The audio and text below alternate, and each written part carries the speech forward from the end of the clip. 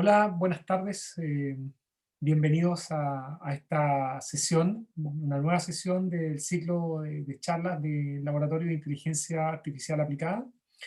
En el día de hoy tenemos a un invitado estrella, el profesor Jimmy Gutiérrez, quien ha trabajado arduamente en su doctorado en temas relacionados a optimización y flota en la intersección de computación e ingeniería industrial.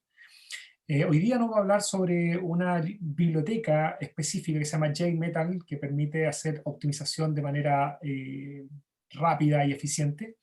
Y eso, Jimmy nos va a dar entonces los detalles y con usted entonces el expositor de hoy. Jimmy, por favor. Vale, muchas gracias. Eh, lo que pasa es que, bueno, soy Jim Gutiérrez, ya lo dijeron.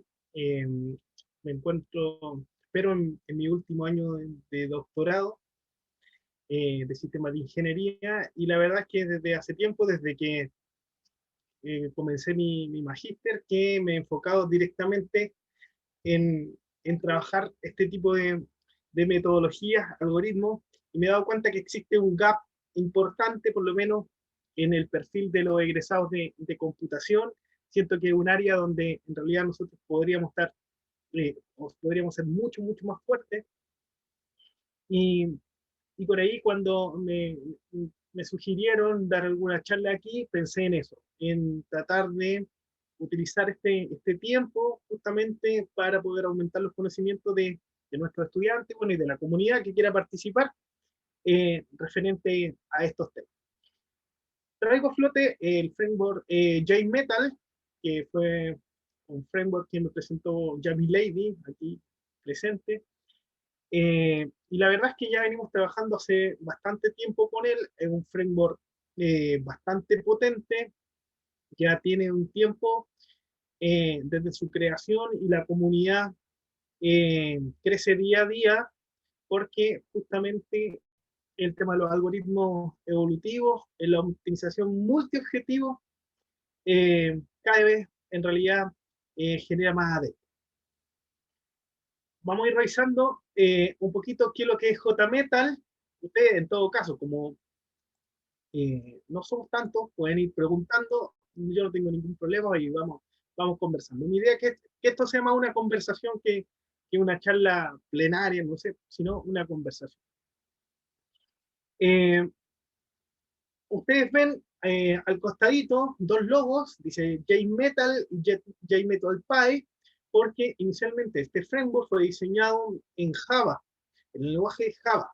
Sin embargo, como ha crecido tanto, ¿vale? Se implementó hace poco la versión en Python.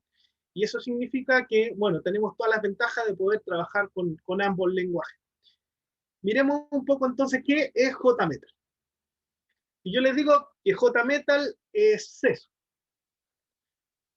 Probablemente la cara de ustedes debe ser la misma del meme, ¿no? Porque aparece un diagrama, aparece muy confuso, difícil de entender, pero mi idea es que luego de esta presentación, la presentación de 20 minutos, ustedes sepan de qué se trata este framework o esta estructura. Y en realidad, ¿cuál es la ventaja principal de trabajar con este framework y no simplemente ponernos a programar directamente el algoritmo que deseamos? Entonces, todo parte así. Eh, Necesitamos, en sistemas complejos, siempre tomar decisiones. Y al igual que que la imagen que aparece ahí, en el videito que aparece ahí, por ejemplo, para las personas que juegan ajedrez, podrían llevar a cabo el movimiento de una torre, llevarlo de un punto A a un punto B, pero la verdad es que las posibilidades son muchísimas. Y es lo mismo exactamente que pasa a nivel gubernamental, a nivel empresarial, privado, ¿sí? Frente a la toma de decisiones en muchísimas áreas.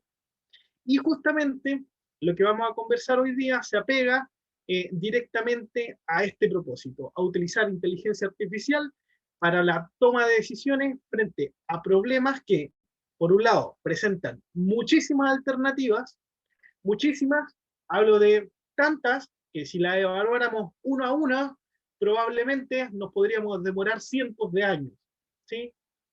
O en algunos casos, en los casos en que el problema es pequeñito, el tiempo realmente no es razonable. Por ejemplo, si estoy frente a un problema de operación en donde necesito conocer las condiciones de un sistema en específico, día a día yo no puedo esperar 2 meses a que termine de ejecutarse el algoritmo para obtener un resultado.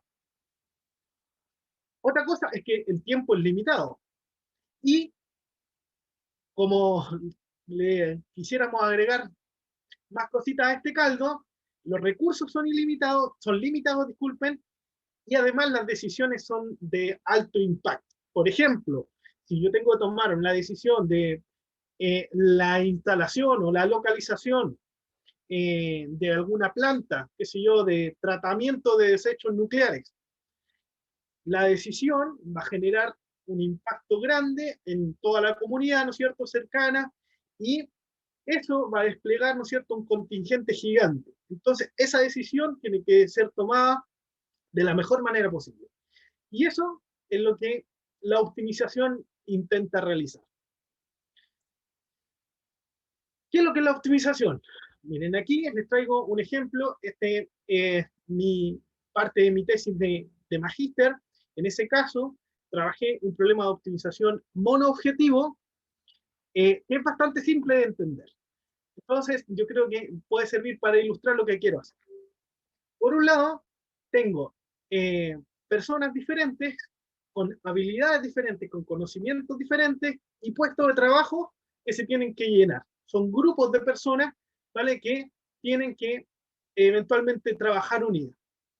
Y lo que queremos realizar es encontrar a los grupos que se lleven mejor, de tal manera que trabajen de la mejor forma. Entonces, por ejemplo, este trabajo, el primer trabajo requiere, ¿no es cierto?, 50% de la jornada de una persona con la habilidad azul, 100% con la habilidad azul, 100% con la habilidad verde y así sucesivamente. Obviamente, este es simplemente una gráfica y podríamos tener muchas habilidades y obviamente muchos conjuntos de trabajo. El problema es que combinatorialmente esto podría explotar cuando en realidad tengo muchas combinaciones, obvio, muchas habilidades, muchas personas que requieren los puestos y además ciertas restricciones que no pueden ser violadas. Matemáticamente, este modelo se puede expresar como está a la derecha.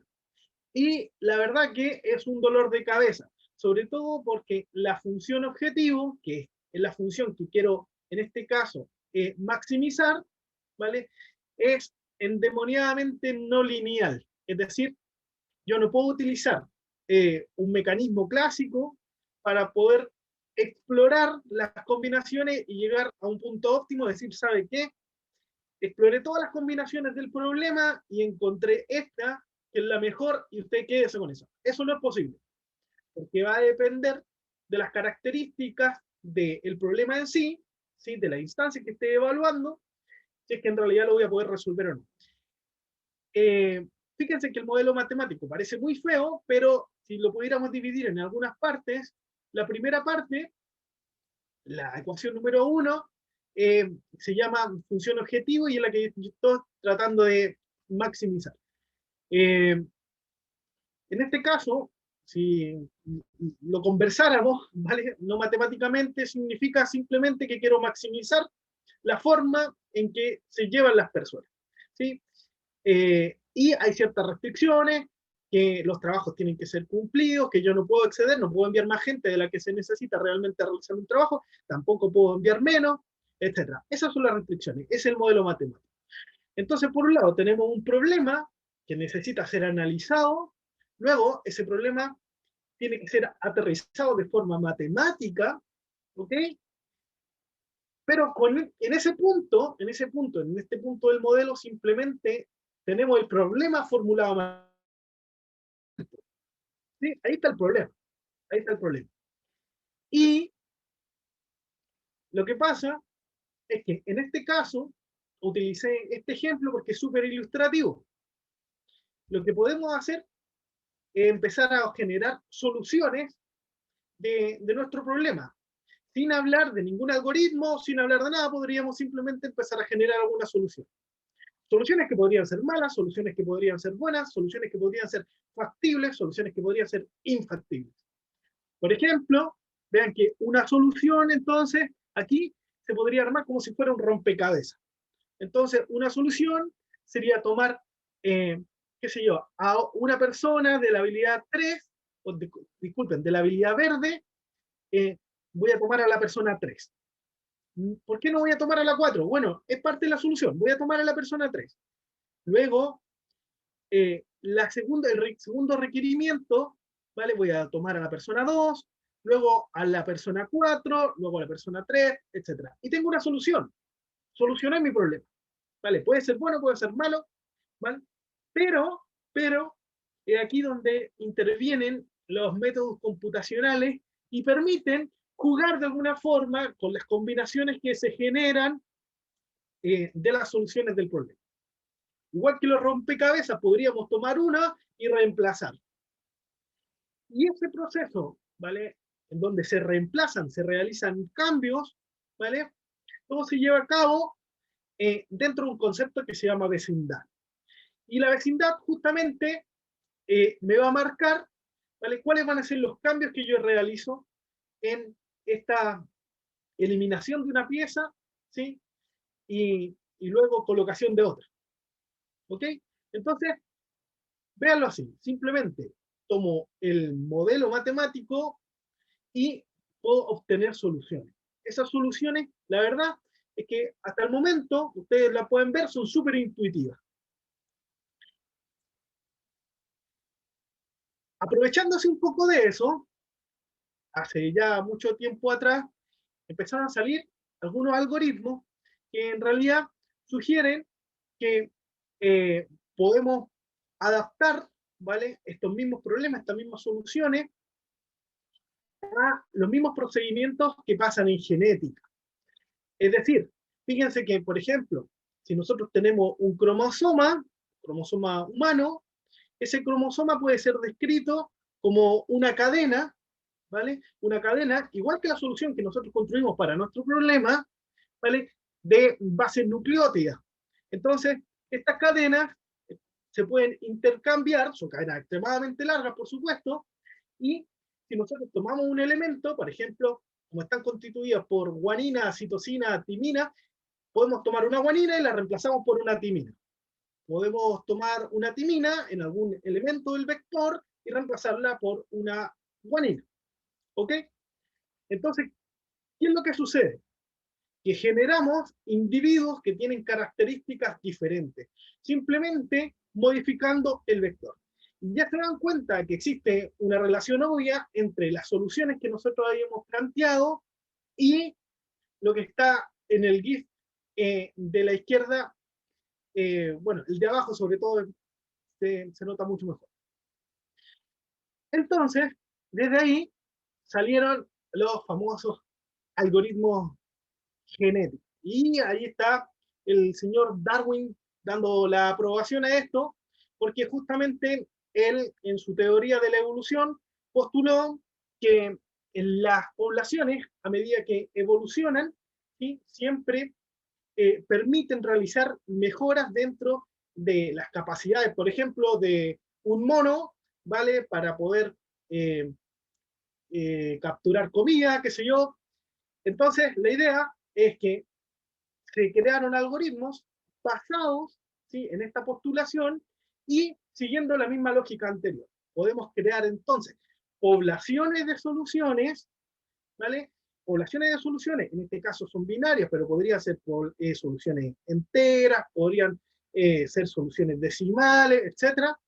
Y estas soluciones, ¿vale? Van a ir mutando, van a ir cambiando, van a ir evolucionando a medida que el algoritmo transcurre, de tal forma que en cada iteración nosotros vamos a obtener soluciones nuevas, vamos a mantener de alguna forma las mejores soluciones y vamos a explorar el campo de soluciones factibles.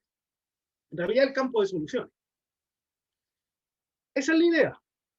Aquí, bueno, les muestro un poquito el pseudocódigo de lo que es un algoritmo genético. Eh, no crean que solamente existe un tipo de algoritmo, porque la verdad es que existen muchos algoritmos, algoritmos basados en poblaciones, algoritmos que en realidad tienen solamente una solución que, por ejemplo, va evolucionando. Hay algoritmos que en realidad son mucho más simples, otros más complejos. Tenemos algoritmos donde una solución simplemente cambia, por ejemplo, búsqueda local. Tenemos soluciones que van cambiando y van explorando el espacio de soluciones factibles de diferentes formas. Por ejemplo, los Variable Neighborhood Search, que es un algoritmo que utilicé en mi tesis de máster también. Pero sin duda, el algoritmo genético debe ser uno de los grandes campeones en lo que respecta de la optimización monoobjetivo. Eso es claro. Pero hay que tener en cuenta ciertas características.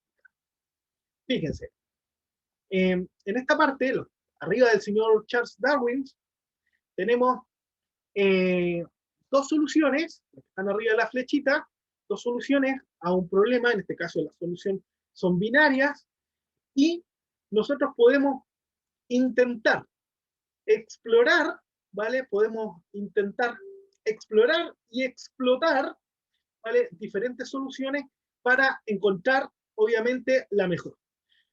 ¿Cuáles son los principios? Básicamente, tenemos dos formas. Uno, estamos en una solución y esa solución podría ser una solución buena. Entonces, me gustaría explorar los vecindarios o explorar las cercanías de esa solución, ¿vale? Conocer exactamente si es que existe o no la posibilidad de mejorar la solución que ya tengo. Para eso, por ejemplo, puedo utilizar un cruce. Fíjense que si tengo dos soluciones, son la de arriba, el padre y la madre, luego los hijos, simplemente eh, escojo, bueno, existen varias formas de cruce. Esta es la forma más simple. Escojo un elemento donde quiero cortar el cromosoma y los hijos simplemente van a hacer el cruce. ¿Sí? El cruce. Entonces, el primer elemento, el padre, va a tener los primeros elementos, disculpen, el hijo va a tener los primeros elementos del padre y a continuación, luego del corte, va a tener todos los elementos de la madre. Al revés, si denominamos hija, ¿ya? Al segundo descendiente, eh, tendría exactamente la misma forma, pero al revés. Tomaríamos primero los elementos de la madre y luego del padre. ¿Qué es lo que lograríamos? Explotar un poco la misma solución. Y cuando nosotros queremos, por ejemplo, saltar a otra parte de la zona de soluciones factibles, bueno, en realidad soluciones. Yo les voy a hablar de lo que son las soluciones factibles e infactibles, pero si quiero saltar a otra parte de las soluciones, por ejemplo, puedo utilizar una mutación, que son procesos genéticos, ¿ok? De hecho, esto de las mutaciones se ha hablado mucho, sobre todo en las noticias, ahora con el tema del COVID, y claro, si tenemos un cromosoma y tomamos un elemento de este cromosoma y lo cambiamos, podemos dar origen a una solución totalmente distinta. ¿Sí? Por ejemplo, ¿cierto? Nos referimos a coordenadas. Sí. Profesor, disculpando, aprovechando Sí, la sí, sí. interrupción, ¿le puedo hacer alguna consulta? Bien. ¿Este método es importante que utilice variables binarias? ¿Que está definido así? Es que ahí, Vale. por ejemplo, Diga. ahí después, mi duda después continúa al tema de que si es que yo tengo muchos componentes, ¿cómo los puedo encajonar como en solamente variables binarias? Ya, lo que pasa es que, bueno, un problema importante cuando nosotros tratamos de incorporar estos algoritmos al problema que estamos tratando es cómo nosotros codificamos las soluciones. Y en sí, eso es una problemática un poco aparte, digamos. Inicialmente sí, estos fueron creados de forma, eh, digamos, el algoritmo original, ¿vale? El algoritmo original es binario, ¿sí? Pero existen diferentes variantes. Nosotros podríamos aplicar este mismo algoritmo, y de hecho lo hemos hecho, de forma entera, por ejemplo, de forma double, decimal, ¿ok? Y no hay ningún problema. Lo que sí, necesitamos dedicarle tiempo a la codificación. Ya ven. Sí, que efectivamente también hasta mixto. O sea, no claro. es, digamos, los problemas no son prohibitivos que solo se puedan codificar como variables binarias, sino en realidad puedes tener todo el universo de variables. Ya, pero una vez definido eso, el método funciona igual, sigue como la misma trascendencia. Sí, claro, el algoritmo, claro, el algoritmo es el mismo. El algoritmo es el mismo. Entonces, lo que pasa es que aquí yo estoy mostrando un marco de referencia de lo que son este tipo de algoritmos. Sin embargo, existen infinidades de variantes diferentes, ¿sí? Y no solamente variantes en términos de codificaciones, sino que existen variantes incluso dentro de los operadores. Aunque yo estoy utilizando, por ejemplo, operadores que son sumamente clásicos, existen muchos operadores diferentes que nos permiten justamente explorar y explotar las soluciones que vamos encontrando en el camino. Entonces, bueno, el algoritmo es un poco así. Generamos una población de estas soluciones, y esta población va evolucionando, ¿vale? Se va generando el proceso que permite generar o crear una población adicional a través de selección, cruce y mutación, y esto se repite n cantidad de veces hasta que cumplamos con algún criterio de finalización. Estos criterios podrían ser, por ejemplo, un número determinado de llamado a la función objetivo, o, por ejemplo, otro que he utilizado bastante, es cuando el algoritmo evoluciona, ¿sí? Y transcurre un número n de iteraciones sin una mejora. Yo digo, ¿sabes qué? Mira, ya han pasado, por ejemplo, 1000 iteraciones, y el algoritmo no es capaz de encontrar ninguna solución mejor. Yo lo paro y digo, bueno, hasta aquí llego, ¿sí? También podría estar la opción de dejarlo, no sé, 25.000 iteraciones y esperar y cortar justamente los 25.000. El criterio, ¿vale? Podría ser cualquiera de esos dos, o también otro criterio que se podría crear incluso. Entonces, simplemente esto es como el marco de referencia. Entonces, ¿cómo se ven los resultados en el caso de un algoritmo monoobjetivo? Si tenemos un problema como el que había comentado, en el caso de un monoobjetivo, la verdad es que la comparación es bastante simple. La comparación es bastante simple, porque un monoobjetivo significa que hay un solo criterio de optimización. Por ejemplo, si yo puedo medir, en este caso, a través de un parámetro que se llama eficiencia global, que es un valor, es un número, ¿vale? La evolución del algoritmo, a la derecha, ustedes están viendo, por ejemplo, diferentes escenarios, ¿vale? Para un mismo problema, diferentes escenarios. Por ejemplo, con 2 proyectos, 5 proyectos, 10 proyectos, 25% del tiempo total utilizado, 50 personas, 25, 100 personas, etc. Entonces, cuando yo quiero comparar dos algoritmos del tipo monoobjetivo, resulta, entre comillas, sencillo. ¿Por qué? Porque me voy a quedar, obviamente, con el que logre la mejor solución. Y eso, entre comillas, porque en algunas ocasiones hay que sopesar en realidad cuánto le cuesta al algoritmo obtener una buena solución. Por ejemplo, ¿cómo determinamos cuál es la mejor solución? Si tengo un algoritmo que se demora, qué sé yo, 10 días en obtener, no sé, una eficiencia global de un 95% versus un algoritmo que se demora 3 horas en obtener el 94% de eficiencia. Entonces, en ese caso, dependiendo obviamente del problema, de las circunstancias, podríamos seleccionar uno o lo otro. Pero los algoritmos evolucionan de esa manera. A medida que transcurren iteraciones, van encontrando mejores soluciones, teniendo en cuenta en este caso que el objetivo es maximizar. Fíjense que las líneas, cada línea indica un algoritmo diferente, porque aquí lo que estamos haciendo es comparar diferentes algoritmos. Están descritos acá abajo. Simulated Annealing, por ejemplo, Genetic Algorithms, Variable Neighborhood Search, son diferentes algoritmos. Y la idea es que tú puedes ver cómo evolucionan ya, a medida que transcurren diferentes números de iteraciones y poder, obviamente, extraer conclusiones para, en un futuro, utilizar ese algoritmo para tomar una decisión. Recuerden que la idea siempre es tomar algún tipo de decisión. Entonces, un objetivo ya lo tenemos. Puede ser maximizar un objetivo o minimizar el objetivo. En este caso, maximizamos la eficiencia global. Usualmente se utilizan funciones, por ejemplo, como minimización del costo. ¿Sí? Yo tengo, qué sé yo, la implementación de un sistema y quiero buscar cuál es la alternativa que me permite que mi negocio sea mucho más rentable, entonces trato de disminuir los costos de alguna manera. En ese caso, lo que vería en los resultados serían curvas que van, obviamente, bajando.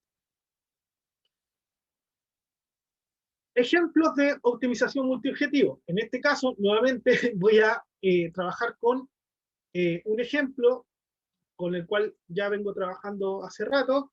Es parte de mi tesis doctoral y también es una aplicación de estos algoritmos, pero ya ahí al mundo multiobjetivo en el caso de este ejemplo. Lo que pasa es que cuando, por ejemplo, queremos generar una red de distribución de agua potable para una ciudad, que es un problema muy, muy grande, ¿vale? Súper complejo, no solamente existe un criterio para seleccionar la mejor solución, sino que existen varios criterios. Por ejemplo, si queremos disminuir el consumo de agua, los costos del mantenimiento, los costos operacionales, también podríamos querer maximizar, ¿no es cierto? A la misma vez, podríamos querer maximizar la calidad del agua, la calidad del servicio, ¿sí? Que no nos falte agua nunca. Entonces, fíjense, por ejemplo, si yo quiero aumentar la fiabilidad del sistema, voy a tener que invertir más en los costos, ¿sí? Probablemente no voy a tener que instalar una bomba, sino que voy a tener que instalar dos. Por si acaso hay un error en una bomba de agua, voy a tener que instalar la otra. ¿Sí? Pero eso justamente está en contraposición con el objetivo anterior. Entonces, los algoritmos diseñados para trabajar de forma multiobjetivo justamente no trabajan con un criterio, sino que trabajan con más de un criterio y que tienen que estar contrapuestos. Esa es la primera hipótesis. Y eso lo aprendí a fuego. Alguna vez tuve dos criterios que tuve que optimizar de manera multiobjetivo y lo que pasa es que no estaban contrapuestos 100% y la verdad fue un desastre. Así que hablando un poco de la experiencia, si queremos utilizar optimización multiobjetivo, lo importante es que cada vez que un objetivo, por ejemplo, aumente, el otro tiene que disminuir, tiene que estar contrapuesto, si no, no funciona. El ejemplo clásico de optimización multiobjetivo es este. Este es el ejemplo clásico que van a encontrar en todos los libros de optimización y creo que lo he visto por todos lados. Si no, creo que Jamie Lady podría desmentirme. Cuando ustedes, Jamie Lady puso la mente. Cuando ustedes, por ejemplo, quieren comprar un auto, hay dos criterios, al menos, que podrían ser importantes. Uno, el costo, que en este caso está aquí, elige la X, y la comodidad o el confort. Y el problema surge de que si yo quiero comprarme un Lamborghini, porque tiene una comodidad y un confort excelente, el problema está en que el costo también va a crecer mucho. Bueno, y si yo quiero, por ejemplo, vale, tomar un auto que en realidad sea término medio, voy a tener que desplazarme en esta curva, ¿vale? Voy a disminuir los costos, pero bueno, también tendré que sacrificar la comodidad. Fíjense que esta curva es bien especial, vamos a hablar de ella, se llama frontera de Pareto, pero no son las únicas posibilidades que existen. En el mercado yo podría encontrar, por ejemplo, un auto que estuviera, qué sé yo, en esta zona. ¿Pueden ver el puntero? Yo creo que sí, ¿no? Sí, se ve bien. Vale. Entonces, si yo encuentro un auto en esta zona, significa que estoy pagando el precio de un Lamborghini por un auto que en realidad tiene la comodidad de un auto que vale mucho, mucho, mucho menos que un Lamborghini. Entonces, si me preguntan con cuál de las dos soluciones nos quedamos, tenemos por obligación que irnos a esta función, a esta línea, y tiene una explicación. Si yo tomo cualquier elemento, por ejemplo aquí, en este sector, siempre voy a salir perdiendo. ¿Por qué? Porque voy a pagar el costo de un auto B, pero a la comodidad de A. Entonces, si yo voy a pagar un auto al costo B, bueno, mejor me quedo con la comodidad de B. ¿Sí? Hay gente que está escribiendo en el chat. Ah, vale, sí, perfecto. Y la idea es que esta curva es importante, se llama frontera de Pareto. En general, nosotros lo que hacemos en estos casos es tratar de invertir esta función para trabajar siempre con la minimización de los dos objetivos. Abajo lo que van a ver, abajo lo que tienen, son diferentes opciones, porque como tengo dos objetivos, yo podría, por ejemplo, intentar minimizar ambos objetivos, podría minimizar uno y maximizar el otro, maximizar y minimizar, o maximizar y maximizar. Pero simplemente si yo invierto las funciones, siempre voy a poder transformarlo, ¿vale? O representarlo a través de una minimización. Y eso es importante porque, por ejemplo, si queremos trabajar con JMetal, JMetal trabaja siempre pensando en que nosotros estamos minimizando los objetivos. Entonces, ese es un punto que hay que tener en cuenta. En la tablita a la izquierda van a ver una lista de algoritmos, ¿vale?, que están disponibles en JMetal, que trabajan con algoritmos multiobjetivos. Otra pregunta frecuente en estos casos es que ustedes me podrían decir, ya, vale, entonces encontramos esta curva, pero tú dijiste que la idea siempre es tomar una decisión. Y lo que pasa es que en la optimización multiobjetivo hay dos partes importantes. Una, encontrar esta curva, ¿vale?, que ya es difícil. Y dos, es seleccionar cuál elemento de esta curva yo es la que voy a tomar finalmente. Y esa selección, esa parte 2, ¿vale?, tiene que ver con otro tipo de análisis, por ejemplo, análisis de decisión multicriterio, ¿sí? Pero esta curva asegura que tú tienes soluciones que en realidad matemáticamente son equivalentes, que tú no estás perdiendo por ningún lado, que no te están vendiendo un auto barato al precio de un Lamborghini. ¿Ok? Esa es la idea. La optimización, en realidad, multiobjetivo, la trabajamos de 2 a 3 objetivos. Desde 3 objetivos en adelante caemos en otra área que se llama Many Objectives, que es otro cuento. Y por lo tanto vamos a hablar de 2 y 3 objetivos. Fíjense que en este caso hemos dado vuelta esa función y lo que tenemos es minimización. En rosadito tenemos los puntos en donde caíamos nosotros en la trampa de la compra del auto, ¿ok? Y por otro lado, tenemos en 3 dimensiones cómo se verían justamente los puntos que pertenecerían a las soluciones. Estas son todas las soluciones que el algoritmo podría encontrar, cada puntito. Pero fíjense que las que nosotros estamos buscando son solamente las de la línea verde, las que se llaman frontera de Pareto. Y ahora sí que viene esa explicación. Todos estos algoritmos se basan en un concepto que se llama dominancia. ¿Y qué es la dominancia? Básicamente es evaluar cualquier par de puntos que puedan generarse a través del algoritmo y compararlo. Y vamos a decir que un algoritmo, o sea, disculpen, que una solución domina a la otra si al menos es mejor, ¿vale? Si al menos es mejor que la otra solución en uno de los objetivos e igual en el resto, ¿sí? O sea, una solución que domina la otra, ¿vale?, que domina la otra solución, ¿vale? Nunca podría tener un objetivo peor. El resultado es que obtenemos justamente estas soluciones, que son las llamadas soluciones de la frontera de Pareto, y también son llamadas soluciones no dominadas, porque tienen una característica especial, que para estar en esta frontera significa que si yo, por ejemplo, quiero mejorar un objetivo, sin duda, indispensablemente tengo que sacrificar el otro objetivo. Eso es la característica importante dentro de la frontera de Pareto. Si ustedes quieren comprar el auto que vale, que tiene mayor confort, van a tener que sacrificar el costo. Seguro, seguro. Y esta frontera de Pareto es la que entregamos nosotros. Hasta ahí, hasta ese proceso, llegamos.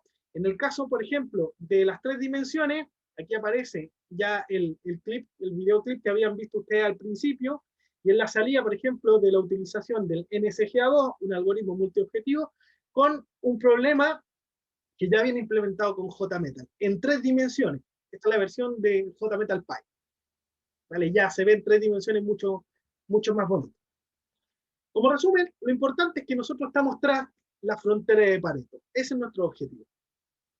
Existen diferentes algoritmos, al igual que, como les comenté, con el algoritmo genético, existen algoritmos que en realidad se basan todo su funcionamiento en este tipo de conceptos. En el caso del NSGA2, tenemos un algoritmo evolutivo, también genera una población de soluciones. Estas poblaciones se van comparando en función del concepto que habíamos establecido antes de dominancia y de la distancia de crowding. ¿Cuál es la idea? Generamos una población, ¿vale? Generamos una población de descendientes con los operadores que ya conocíamos antes del algoritmo genético, cruzamiento, la mutación, aunque no son los únicos y no son invariantes, existen diferentes variantes de cada uno de los tipos de operadores, y lo que vamos a hacer es ordenar, ¿vale? Ordenar dependiendo de la ubicación en la frontera de Pareto. Imaginen que tenemos a todos los puntos disponibles, identificamos cuál es la frontera de Pareto y luego quitamos todos los puntos que pertenecen a esa frontera de Pareto. Imaginemos en este caso, quitamos todo lo que pertenece a la frontera de Pareto y nos quedamos con lo siguiente. Entonces, si volvemos a repetir el mismo proceso, vamos a identificar una nueva función, una nueva frontera de Pareto. Y si los quitamos, así. Entonces, lo que hace NSGA2, en términos súper generales, es justamente establecer ese orden. Determinar cuáles son los elementos que pertenecen a la primera frontera, cuáles son los que pertenecen a la segunda. Por eso se llaman F1, F2, F3, F4. Obviamente, si tenemos F sub n, el n, todos los elementos que pertenezcan al F sub n, van a ser soluciones mucho más malas que las que estamos buscando cerca de la frontera de Pareto. Se genera cierta distorsión a través de los operadores estos de cruce y mutación para generar una población que permita explorar, ¿vale? Y luego, a través de la función de la distancia de cloud, permite seleccionar o ordenar en realidad a través de un ranking a la solución. ¿Qué es lo que es esta distancia? Esta distancia en realidad permite discriminar cuando tenemos una frontera de Pareto donde tenemos muchos puntos que están juntitos y zonas en donde en realidad no hay nada, ¿vale? Fíjense que nosotros estamos interesados en generar, ojalá, una función una frontera de Pareto que sea lo más densa posible, tener puntos en toda la zona. Y cuando tenemos simplemente una función en donde están agrupados, ¿vale? Hay que realizar un tratamiento diferente. En términos generales, no quiero hablar de un poquito del NSGA2, lo que hace eso. Identificamos cuáles son las curvas de Pareto y además rankeamos en función de esa distancia. La distancia está calculada ahí. ¿Ok?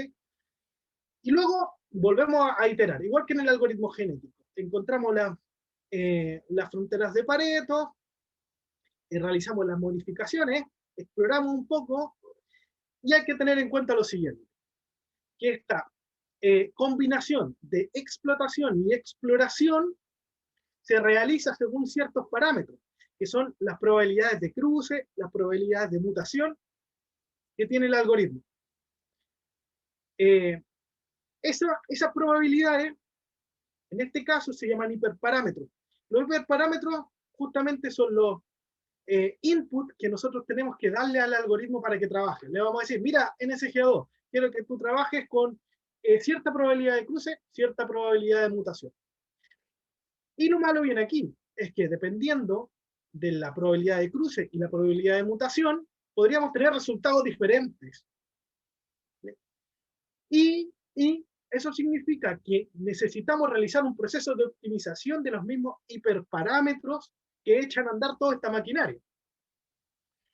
Y por ahí nos vamos dando cuenta de la importancia ya de tener un framework que nos permita realizar todas estas tareas. ¿Para qué? Para no estar, por ejemplo, probando uno a uno cuáles son las mejores configuraciones. ¿Que se puede hacer? Sí. Podemos también, por ejemplo, buscar rangos y también lo podemos hacer sin ningún problema. Aquí, por ejemplo, está un NSGA2 trabajando ya. Fíjense que los puntos rojitos son soluciones infactibles, soluciones que no nos sirven para el problema. Por ejemplo, si estamos hablando del mismo ejemplo del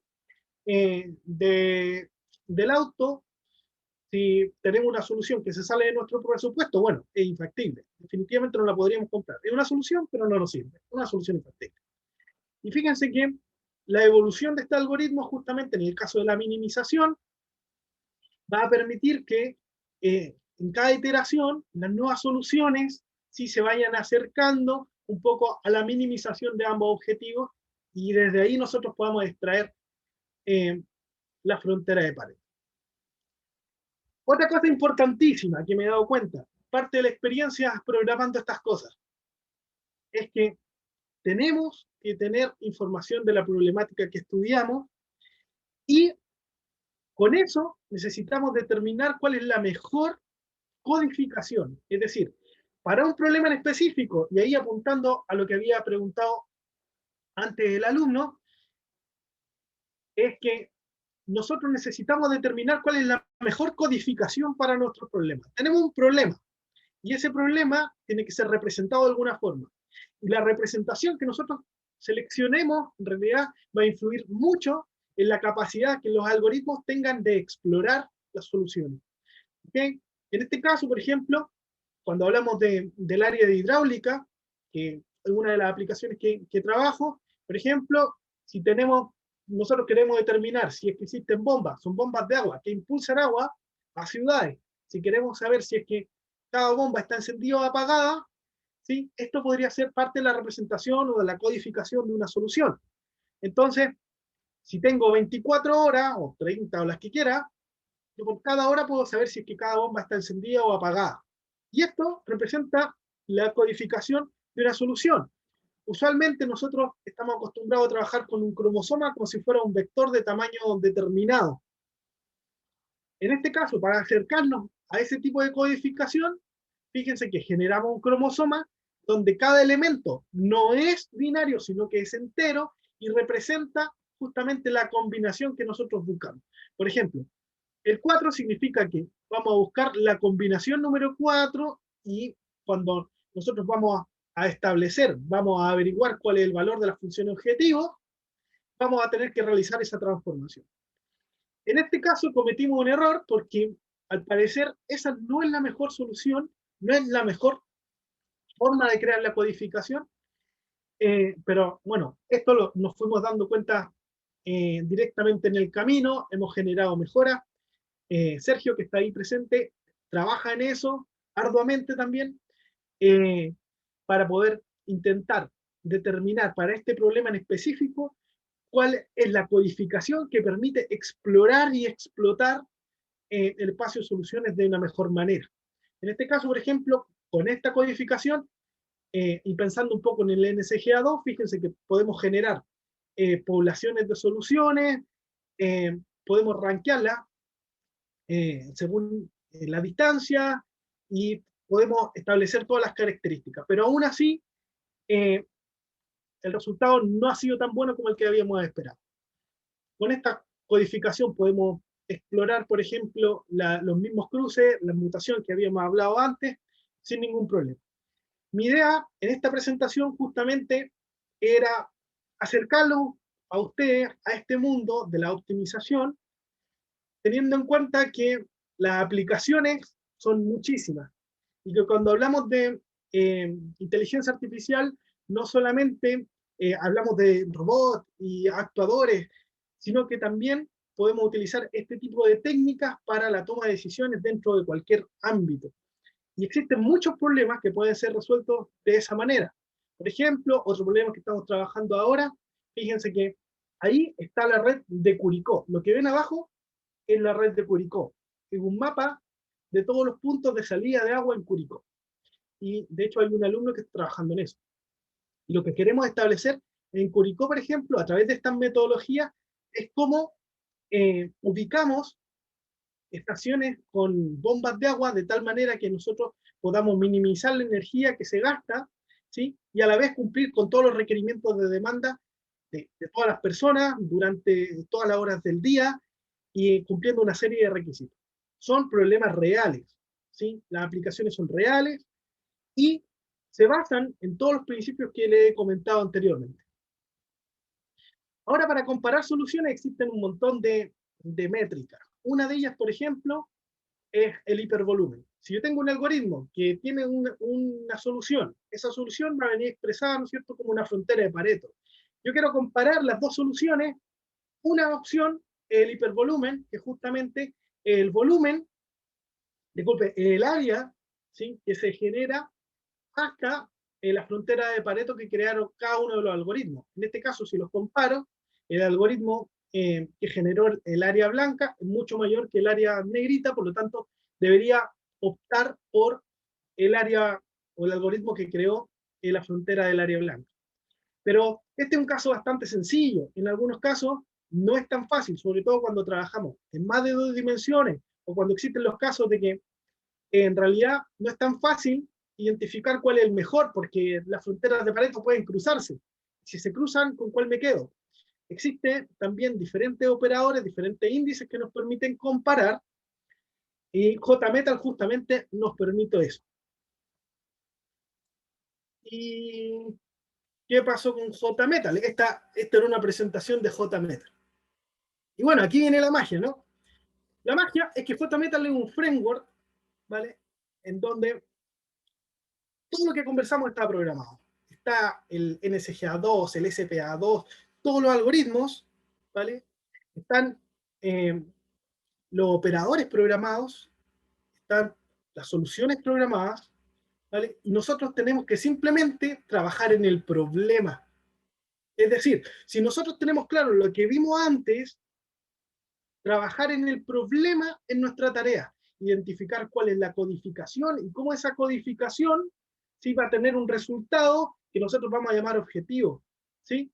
Entonces, esa es la magia de JMetal. JMetal nos permite simplemente trabajar en problem y correr los algoritmos que nosotros queramos, utilizando los operadores que nosotros queramos, porque además se encuentra súper actualizado y presenta el estado del arte casi al día en este tipo de algoritmos. Su orientación es multiobjetivo, pero sin embargo también presenta algoritmos monoobjetivos, ¿sí? Es mucho más fuerte en el área multiobjetivo, pero en el monoobjetivo también se puede ser utilizado sin ningún problema. Además, permite realizar adaptaciones, es de código libre, por lo tanto nosotros, si queremos, por ejemplo, crear nuestro propio algoritmo o nuestro propio operador, lo podemos hacer sin ningún problema y permitiría que interactúe con el resto de módulos de JMetal sin ningún problema. De hecho, creo que ya Milady lo ha hecho con Mofmo, su algoritmo. Entonces, eso sería la presentación. Ahora pueden hacer preguntas que pueda responder. Bueno, muchas gracias por tu presentación, muy motivadora. Esto es como el capítulo introductorio, ¿ah? Una cuestión que como que está motivando a que la gente coloque cosas en su mochila y empiece a escalar el Everest. Está bien interesante.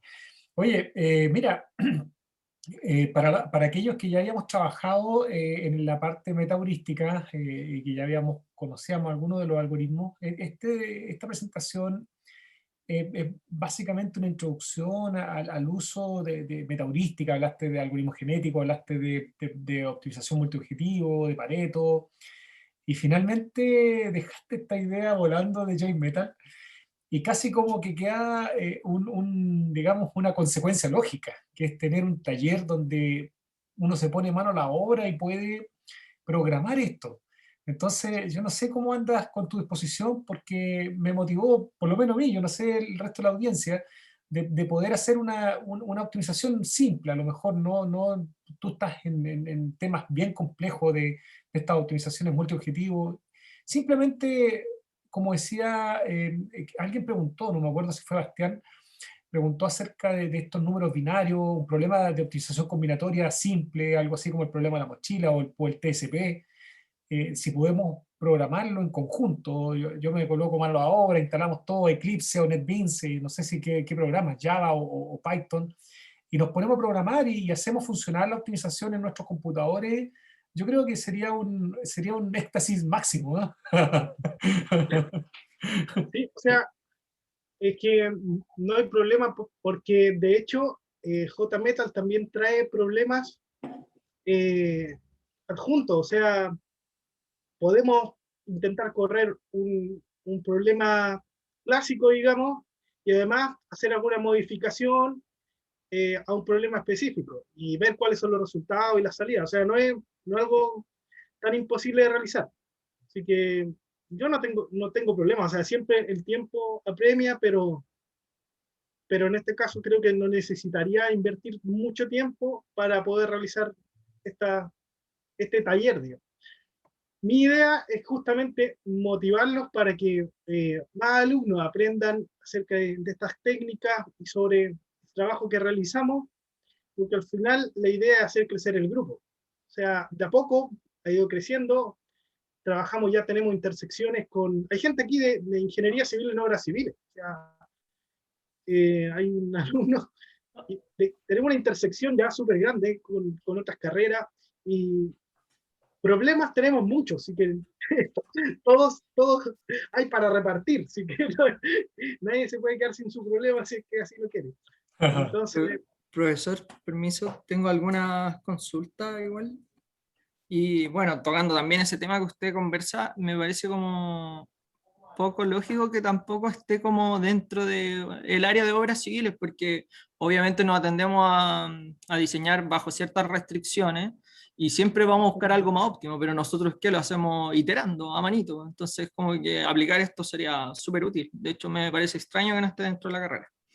Ya, pero eso por un lado. Ahora, me gustaría como entender un poquito de cómo entran las restricciones dentro de este como algoritmo, o tal vez en el proceso como de cruce de la codificación, como que ahí atenderían a todas las restricciones que nosotros coloquemos. Como, eso es lo que tengo como en parte, porque yo igual no me manejo mucho, yo soy muy ignorante en esta área, y como que me ciertan como esas dudas. Por ejemplo, ya hablando aquí de restricciones que como por ejemplo ya escapen, y tocando el tema del diseño de redes de agua. Por ejemplo, ya que nosotros tengamos ciertos caudales satisfaciendo, pero no nos fijamos solamente en un punto, sino que las restricciones pueden ser demasiadas. ¿Cachai? No sé cómo entran dentro como del algoritmo. ok, o sea, si la pregunta es cómo, por ejemplo, los trabaja directamente JMetal en la práctica, lo que pasa es que JMetal tiene incluido una función que se llama evaluate, y en ese evaluate es donde nosotros tomamos un cromosoma, una solución, y la probamos. ¿Y qué significa probarla? ¿Qué significa testearla? O evaluarla en realidad. Significa verificar que esa solución realmente, ¿vale?, cumple con las restricciones que se están evaluando. Por ejemplo, imagínate que la red resultante de una solución no alcanza a cumplir todas las presiones deseadas. Nosotros queremos, qué sé yo, 15 metros columna de agua en toda la red, pero la solución que nosotros enviamos arroja 10 metros columna de agua. nos faltan 5 metros columna de agua, que para los computines es una medida de presión. Entonces nos falta presión, alguien va a abrir ahí la ducha y se va a quedar sin agua. Entonces, lo que hacemos es justamente capturar esa diferencia, esos 5 metros columna de agua, ¿vale? Y luego penalizamos de alguna forma las soluciones. Entonces, JMetal tiene un comparador donde tiene dos soluciones, siempre se va quedando con la mejor. ¿Y cómo las compara? Si tengo una solución que es infactible versus una solución factible, dice, ah, ya, ganó la factible, listo, fuera. Si yo tengo solo dos soluciones que son infactibles y las compara, va a decir, ah, ok, ¿cuál de las dos es menos infactible? Y el comparador va a seleccionar la que es menos infactible y luego la va a seleccionar. Entonces nos vamos quedando siempre con las soluciones que en realidad tienen un menor grado de infactibilidad. Eso, Justamente atribuye a ese tema, esto tendría que entonces estar como en un caso estático. Ahí, por ejemplo, ya no me imagino cómo usted después lo combina esto, por ejemplo, también hablando sobre el diseño de redes de agua, hay horarios que nosotros tenemos más consumo y hay horarios que tenemos menos consumo. Entonces, esta solución puede satisfacer a tal horario, pero no al siguiente. Entonces, eso también tengo que agregarle como restricción. sí, o sea, lo que pasa es que toda esta evaluación es parte, aquí está, es parte de lo que hace JMetal. Por ejemplo, si nosotros queremos, uno de los trabajos, una de las investigaciones ya publicadas, es que nosotros juntamos JMetal con EPANET, ¿vale? Lo logramos comunicar. Entonces, eso significa que JMetal, cada vez que quiere evaluar una solución, le pregunta a EPANET, que es un software de simulación hidráulica, dice, mira, con esta solución, simúlame qué pasaría. Y en el estado que quiera, si quiere un estado transiente, lo puedo hacer, ¿vale? Entonces, simula la solución, evalúa todos los puntos y los retorna justamente si es que es una solución factible, si no es factible, si es que las presiones se cumplen, si es que no se cumplen, cuál va a ser el costo de la inversión, todo eso. Entonces, una de las ganadas que tuvimos al mezclar estos dos software fue eso, o sea, comunicar a lo mejor de cada área, digamos. EPANET es sin duda uno de los mejores software en el mundo en simulación hidráulica. Entonces, lo que hace es JMetal, toma la solución y se la envía a EPANET. EPANET realiza la simulación hidráulica de toda la ciudad y dice, mira, ¿sabes qué? Compadre, esta solución funciona espectacular. ¿Sí? Pero cuesta caro. Entonces, ese cuesta caro los permite comparar con el resto. Ah, ya, espectacular. Profesor, bueno, me queda claro. Y ahora hablando como un poquito de la interfaz, cuando hablamos de un parapeto, y en estas soluciones como multiobjetivo, no me imagino ya, por ejemplo, si usted quiere realizar optimizar tres variables, ahí ya me imagino un espacio 3D, pero no me imagino que sea el tope, si usted quiere optimizar más. Es que lo que pasa es que cuando ya pasamos a 4 objetivos, está demostrado, la verdad es que no es mi área de especialización, pero entiendo que está demostrado que las propiedades cambian totalmente. ¿Sí? Y yo creo que Yami nos podría aportar más en eso. Yami, ¿tú has trabajado con Many Objectives? Sí, sí, lo que pasa, yo lo que entiendo es que él está preguntando por variables de decisión. No sé si Optimizar, objetivo claro. o variable de decisión. O variables de decisión. Ah, bueno, si son variables de decisión, nosotros podemos tener la cantidad de variables de decisión que queramos Es dentro del que, modelo.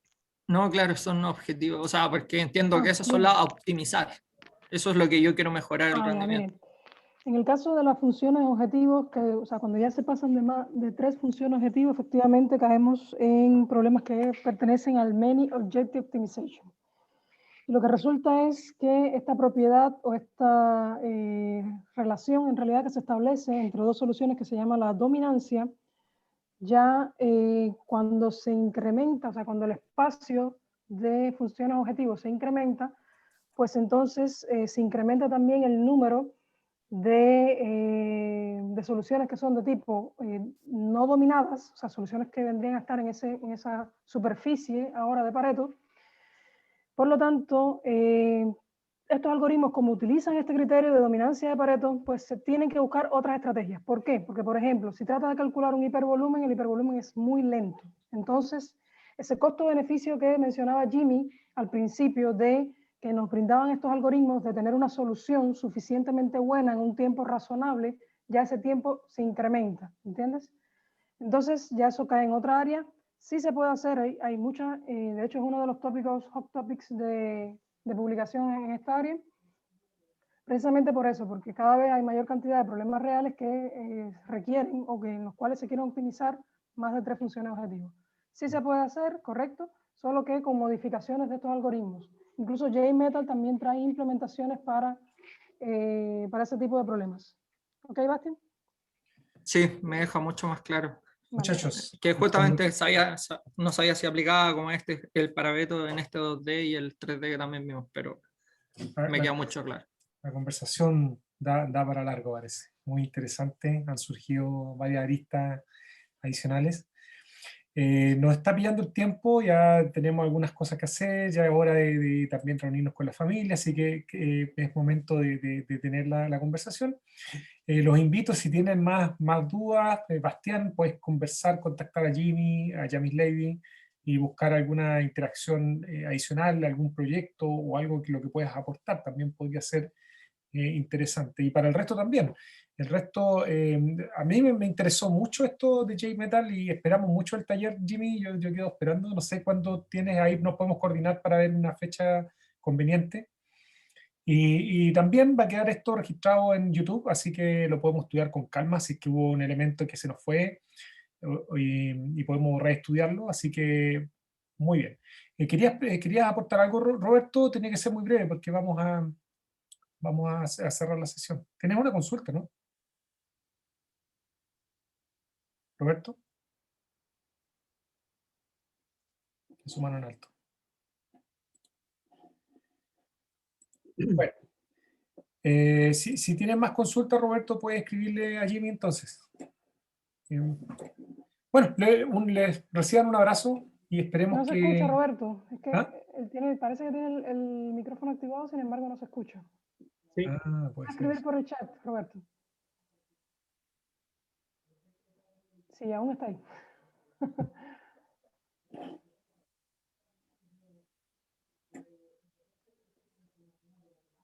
Está intentando hablar. Sí. Sí, pero no lo escuchamos, Roberto. Te escuchamos, Roberto. Puedes escribir si quieres.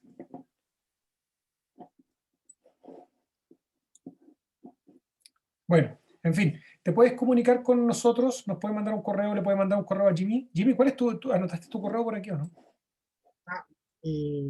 No. Anótalo en el chat, por favor. Vale, perfecto. Tiene problemas con el audio, sí. Ahí escribió.